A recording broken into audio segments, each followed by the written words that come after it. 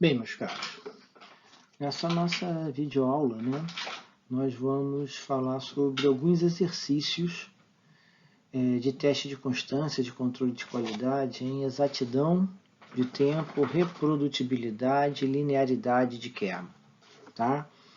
Essas três metodologias de cálculo são muito importantes para os testes de controle de qualidade, porque em vários testes para avaliar a qualidade de um equipamento no uso de radiodiagnóstico, nós usamos a exatidão, a reprodutibilidade e a linearidade. Exatidão é usado para teste de tempo de exposição e alta tensão, KV, por exemplo. Reprodutibilidade é usada em tempo de exposição, alta tensão e Kerr. E linearidade de Kerr é um teste muito importante, pois ele possibilita avaliar a variação dos valores de Kerr em determinados ajustes, principalmente o fator MAS, corrente vezes tempo, como esse Kerr se mantém em função do aumento do MAS utilizado. Então, são testes e metodologias de cálculo muito importantes para a gente fazer controle de qualidade. Então, a gente vai partir agora de ajuste, de analisar planilhas, melhor dizendo, e os valores constantes nestas planilhas, e nós vamos aplicar passo a passo a metodologia de cálculo de cada um destes procedimentos, desses testes. Ok? Vamos lá, então. Bem, meus caros, olha só. Na aula de hoje, a gente vai trabalhar em cima de exercícios. O grande objetivo da aula de hoje é a gente aplicar a metodologia de cálculo, tá? Baseado numa planilha de dados, como aqui está, e a partir dela, a gente pegar as formulações que a gente precisa usar para exatidão, reprodutibilidade, linearidade de Kerr, e preencher essa planilha de cálculo, avaliar cada um desses três testes em função dos resultados que a metodologia de cálculo nos possibilita e analisar esse resultado à luz da legislação, que atualmente é a RDC 330 e a Instrução Normativa IN 52. Tá? O teste propriamente dito vai ser objeto de uma outra videoaula.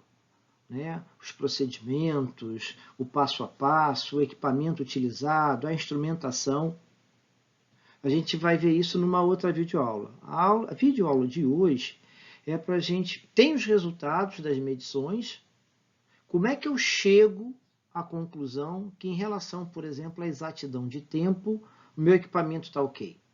Como é que eu chego à conclusão que em relação à reprodutibilidade de Kerr, meu equipamento está ok. Em relação à linearidade de Kerr, meu equipamento está ok. Eu fiz as medições e agora eu vou trabalhar esses dados diante de uma planilha para eu poder avaliar esses resultados. Então, em relação a esse primeiro exercício, eu tenho uma planilha com as medições de tempo preenchidas.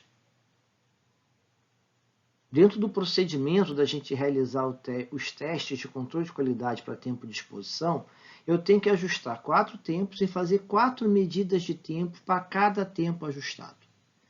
Então, meu tempo ajustado aqui nesse exercício foi 0,2, 0,5, 0,8 e 1. Para cada um desses tempos, foram feitas 4 medições. E as medições de tempo de exposição, elas são feitas a partir do feixe de raio-x. A gente não tem um controle de tempo ajustado no equipamento para fazer essa medição. A gente pega um equipamento, coloca ele sob o feixe de raio-x, faz o disparo do feixe e ele, a partir da sensibilização, da exposição do feixe em relação ao instrumento, ele vai medir o tempo. E aqui a gente vai preenchendo os valores obtidos na planilha. São 4 medições para cada valor de tempo ajustado. Então aqui tem a primeira série de medidas em relação ao tempo ajustado de 0,2, Segunda série de medidas em relação ao tempo ajustado 0,5. Depois, em relação ao tempo 0,8, está aqui ó, a série de medidas. E em relação ao tempo de 1 segundo, está aqui a série de medidas. Então, a planilha foi preenchida. Em relação ao tempo de exatidão, em relação ao teste de exatidão, a gente precisa ter o tempo médio de cada série. Porque o teste de exatidão, ele visa avaliar o tempo que efetivamente você está tendo em relação ao tempo exato. E o tempo exato é o tempo nominal, é o tempo que foi ajustado no aparelho. Então, passa pela metodologia de cálculo, eu primeiro calcular a média dessas séries, para depois fazer uso da formulação. Então, vamos lá dando sequência agora. Bem, aqui está a formulação para a gente usar na metodologia de cálculo para o teste de tempo, exatidão de tempo. Tempo nominal é o tempo que a gente ajusta no aparelho. Tempo médio é o tempo médio de cada série que nós vamos calcular um a um para preencher na planilha. Tá? E na exatidão, eu vou comparar esse tempo médio com o meu tempo nominal. E vou expressar o meu resultado em percentual, em porcentagem. Por isso que aparece esse vezes 100 na fórmula. Então, para eu calcular exatidão, eu preciso pegar o tempo nominal, que é o tempo ajustado no equipamento, diminuir do tempo médio.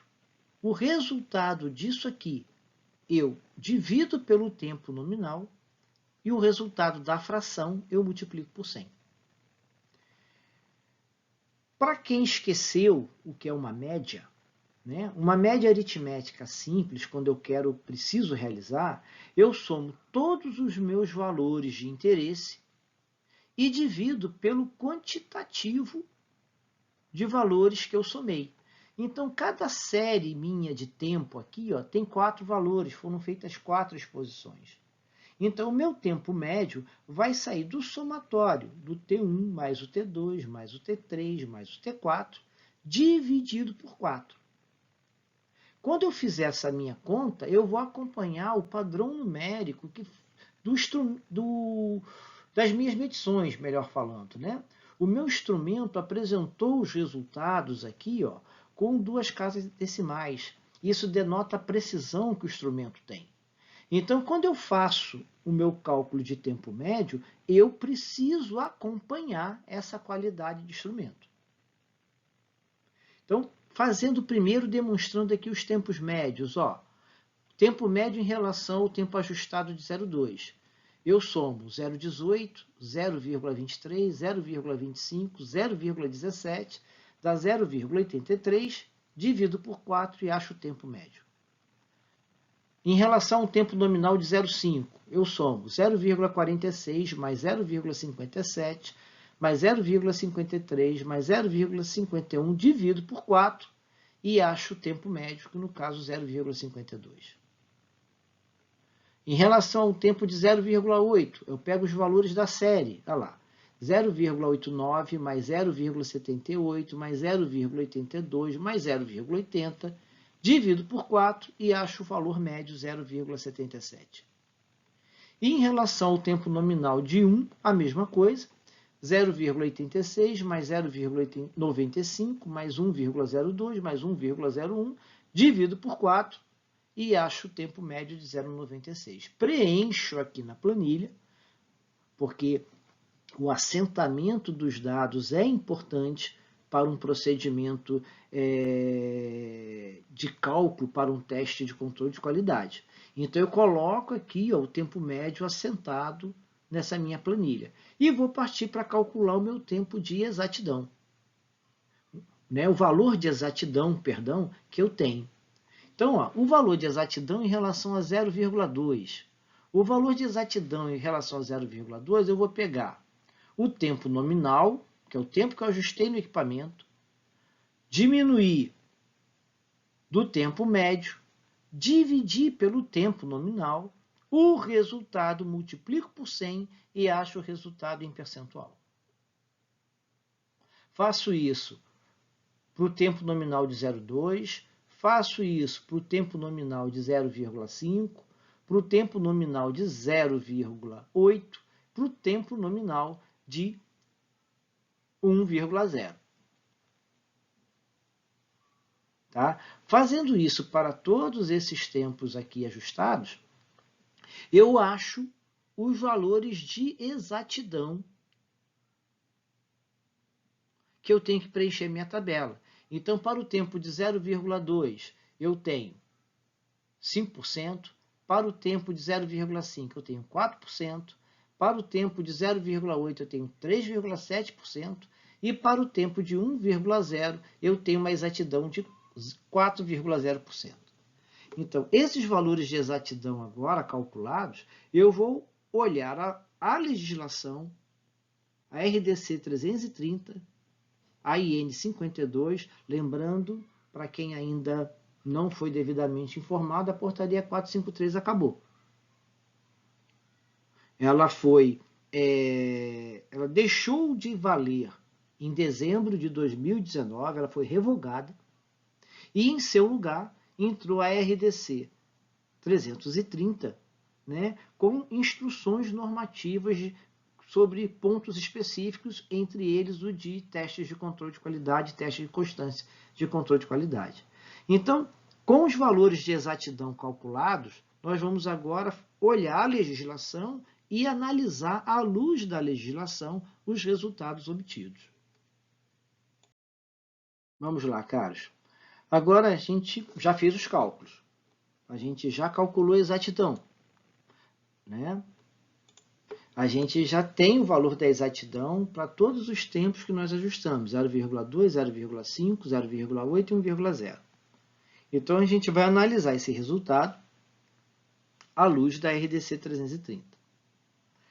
A RDC 330 e IN 52, na realidade a IN 52, porque é ela que traz todos os balizamentos, né, em relação aos valores de tolerância e de nível de restrição.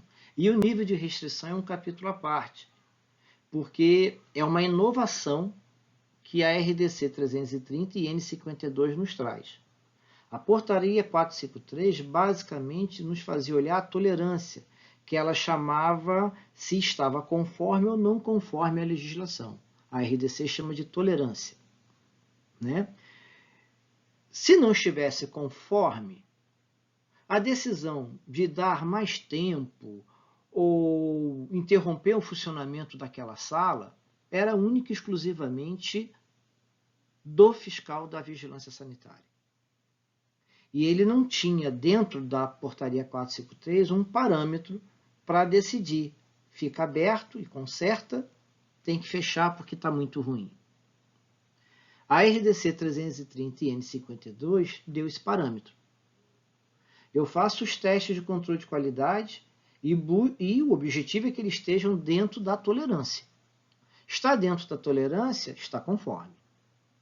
Não está dentro da tolerância, mas ainda está abaixo do nível de restrição, eu te dou o tempo para você se ajeitar, para você corrigir o que está errado. Está acima do nível de tolerância, está acima do nível de restrição, o seu serviço tem que parar de funcionar. A sua sala tem que parar de funcionar. Isso está escrito na RDC 330. A RDC coloca, como normalmente a vigilância procede em suas normas, uma alternativa para ele não parar, a sala não parar de funcionar. Mas essa alternativa eu recomendo muita cautela, porque ela diz que é responsabilidade do supervisor de proteção radiológica qualquer consequência em relação a manter a sala aberta, mesmo tendo atingido o nível de restrição. Ela permite que o supervisor de proteção radiológica assuma a responsabilidade desse ato, para que ele vá consertando e a sala não fique parada. Mas qualquer consequência que ocorra a partir daí é única e exclusivamente responsabilidade do supervisor de proteção radiológica. Então, eu recomendo bastante cautela, principalmente porque como a RDC flexibilizou as normas para ser supervisor, né, não é mais tão quase que impossível de ser supervisor de proteção radiológica, como era pela portaria 453, porque você tinha que ser um especialista em física do radiodiagnóstico, ou seja, pós-graduado, e o teu curso tinha que ser homologado pela vigilância sanitária. Nenhum curso era homologado pela vigilância sanitária, então na prática não tinha supervisor de proteção radiológica. Quem assumia essa função era o RT, o médico radiologista, tendo ou não a adequação da sua formação para isso. Mas a responsabilidade era ele. Agora o serviço vai ter um supervisor de proteção radiológica, porque a vigilância, a partir da RDC 330, ela diz que apenas você tem que ter a formação adequada à função e ser escolhido pelo responsável técnico, que é o médico radiologista. Mas eu chamo muita atenção para os profissionais que vão assumir essa condição de SPR para isso aqui.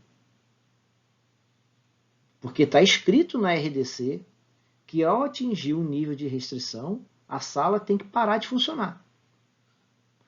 Há a possibilidade de continuar se o SPR assumir a responsabilidade por este fato. Então, chamo novamente a atenção. Muita cautela e muito cuidado em tomar essa atitude. Voltando aqui para analisar os nossos resultados, né? Todos os nossos resultados do teste de exatidão deram até 5%, ou seja, deram abaixo de 10%.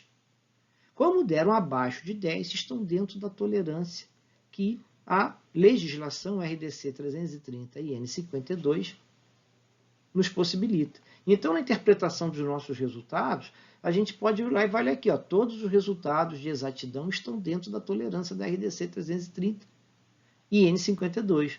Ou seja, em relação ao teste de exatidão para tempo de exposição, nosso equipamento está correto. Agora vamos dar sequência e analisar a questão da reprodutibilidade de Kerman e linearidade de Kerman. Vamos lá.